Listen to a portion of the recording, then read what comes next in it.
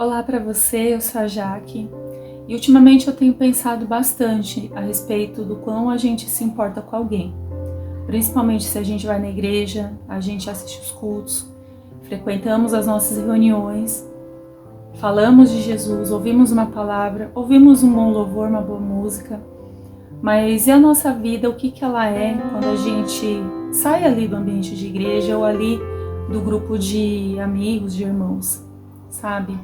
Eu queria ler duas palavras, a primeira em 1 Coríntios capítulo 13, essa é bem conhecida, mas eu fico pensando até onde a gente pratica, principalmente nós cristãos, e essa palavra é pra gente que tá na igreja, tá? Essa palavra é para o cristão, é para aquele que conhece o Senhor Jesus, aquele que lê a Bíblia, que lê a palavra.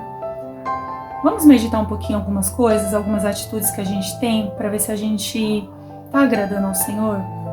1 Coríntios 13, a palavra de Deus diz assim, fala sobre o amor, e vou ler do versículo 4 em diante, que diz assim: o amor é paciente, o amor é benigno, não é invejoso e não se vangloria, não se orgulha, não se porta com indecência, não busca os próprios interesses, não se enfurece, não guarda ressentimento do mal.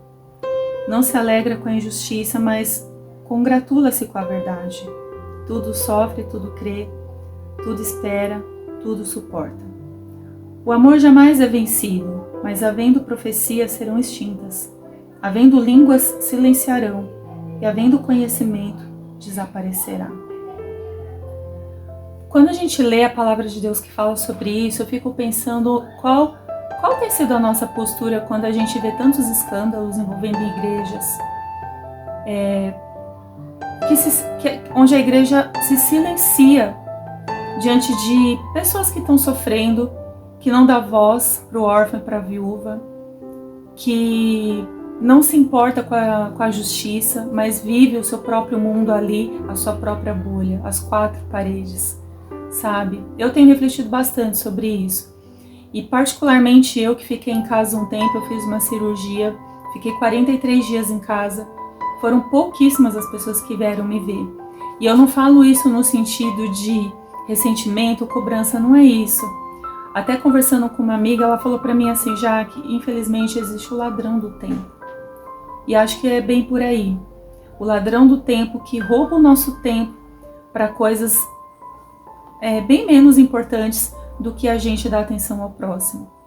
Um outro exemplo que outro dia, até conversando aqui em casa, eu e meu marido, né, ele estava conversando sobre ele ter ouvido, né, um grupo assim de amigos assim marcarem visita para uma determinada pessoa que não estava bem debilitada, só que aí tinha um evento. E aí o comentário foi assim, depois a gente vai, porque a gente precisa resolver o evento. E eu vou também trazer um outro versículo para vocês. Tiago 1, que diz assim, se alguém se considera religioso e não refreia a sua língua, engana o seu coração e sua religião é inútil. A religião pura e imaculada diante do nosso Deus e Pai é esta: visitar os órfãos e as viúvas nas suas dificuldades e não se deixar contaminar pelo mundo. Eu fico pensando quantos órfãos e quantas viúvas tem nas nossas igrejas onde a gente tem ido fazer visita, onde a gente tem se preocupado em saber se estão bem, se estão passando por alguma necessidade. Uma vez eu trabalhei com um gestor, a gente fez um trabalho numa reunião em Minas Gerais, e ali no grupo de gerentes tinha um gerente que tinha acabado de perder a esposa. E o meu chefe na época, ele falou assim para os demais: olhem, se juntem vocês e levem ele em casa, passem tempo com ele. Porque embora ele fosse um funcionário, estava ali, aparentemente ele poderia transmitir, olha, estou bem, né? Tá tudo muito maravilhoso. O meu chefe teve a sensibilidade de perceber que ele não estava bem e chamou os outros para estarem com ele. Isso se chama cuidado. E eu fiquei pensando, gente, uma pessoa que aparentemente não tem uma fé, vamos dizer assim, é mais preocupado do que nós quando deveríamos ser o exemplo.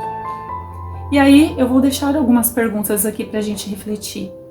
Quando foi a última vez que você fez uma visita para alguém? Não porque essa pessoa tivesse alguma coisa para te dar, alguma coisa que você pudesse se beneficiar, mas porque realmente você se importa. Quando foi a última vez? Seja um amigo, um colega, alguém doente na igreja. Sabe, às vezes as pessoas, elas ficam meses sem ir na igreja, sabe? E quando aparece ainda tem que ouvir algumas piadinhas. Nossa, visitante, seja bem-vindo. Não, irmãos, não, queridos. Tenta saber da realidade daquela pessoa. Tenta saber o que ela estava precisando. Muitas vezes é uma visita que aquela pessoa precisa. Ela não precisa de uma oração, de uma palavra, sabe? Quando ela chega na igreja. Às vezes ela precisa de uma visita. Ela precisa saber que é amada. E realmente eu fico me perguntando se temos exercido a verdadeira religião. De ido atrás das minorias. Aquelas pessoas assim que aparentemente a gente quase não percebe, sabe? Às vezes alguém que não tem família e a pessoa está sozinha na igreja. Um jovem que às vezes não tem família e está sozinho ali na igreja. E às vezes a gente deixa essas pessoas sozinhas que não têm família de escanteio. Quando a gente deveria atrair, acolher e receber em nossos corações e nas nossas casas como se fossem nossos. Isso realmente me preocupa. Me preocupa a quantidade de eventos. Tudo é evento. É evento disso, evento daquilo. Mas e o cuidado? Eu não estou dizendo que eu sou contra eventos. Eu estou dizendo que eu só sou contra eventos se ele for maior que o cuidado com uma vida. E eu acho que isso não precisa ter dom, gente. É quando a gente lê a palavra de Deus. Porque eu sei que isso seria o tipo de coisa que Jesus faria. Ele deixaria o evento de lado e iria atrás de alguém. Sabe, às vezes eu fico me perguntando e pensando, muitas vezes, alguns ensinos que a gente recebe. Por exemplo, uma pessoa para aceitar Jesus, para receber Jesus, uma pessoa para se reconciliar, uma pessoa que se desviou, ficou ferida, se desviou, está perdida. E a gente faz, ou quer fazer vários eventos com luzes, sem luzes, sabe? Com coxinha, com um monte de coisa e chama essa pessoa para vir. Mas aí a gente precisa se voltar para a palavra de Deus. Quando ele dá o exemplo das 99. O pastor deixou 99 e foi atrás da que se havia perdido. Isso não é só, eu não estou falando na questão de que é só o pastor, questão de cargo, não é isso. É questão de se importar. Nós precisamos ir atrás das pessoas, nós precisamos saber como elas estão. Não são os eventos que vai fazer a diferença no céu, meus queridos. Outro dia eu ouvi até uma palavra da Ana Paula Valadão.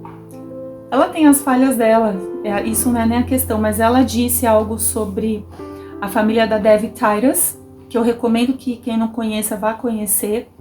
E o Larry, o marido da Dev. A Dev já morreu e eles têm um ministério lindíssimo, né, sobre família. E o Larry fez uma festa de comemoração do ministério de 50 anos, se eu não me engano. E ali naquela festa estavam drogados, ex-drogados, ex-presidiários, pessoas que foram tocadas pela vida dele, que não eram pessoas famosas, não eram pessoas assim, digamos, os crentes, né? Mas eram os perdidos que foram tocados pela vida dele. E ela fala que ela gostaria, Ana Paula, gostaria de ser lembrada não só pelas músicas assim que ela fez, mas em ter tocado pessoas assim. E isso me traz a reflexão, o quanto de amor nós temos para com o nosso irmão, sabe? Às vezes a gente fala comunhão, tem que estar em comunhão na igreja. Sim, é importante, mas comunhão é também na mesa.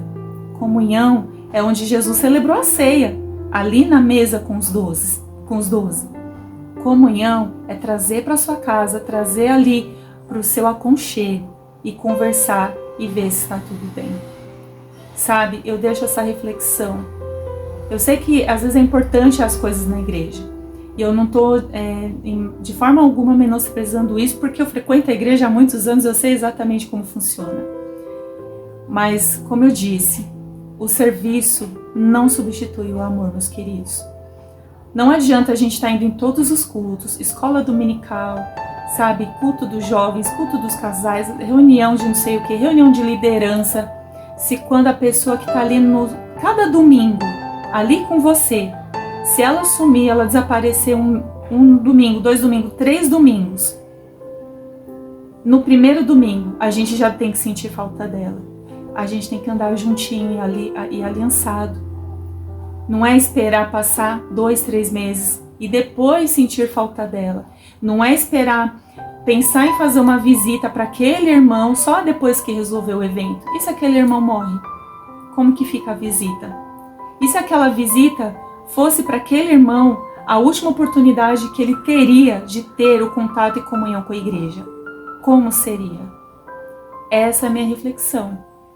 E eu espero que, de algum jeito, essa palavra desperte o seu coração também.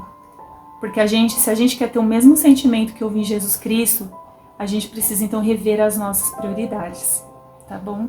Que Deus abençoe vocês e até amanhã no próximo vídeo. Tchau, tchau.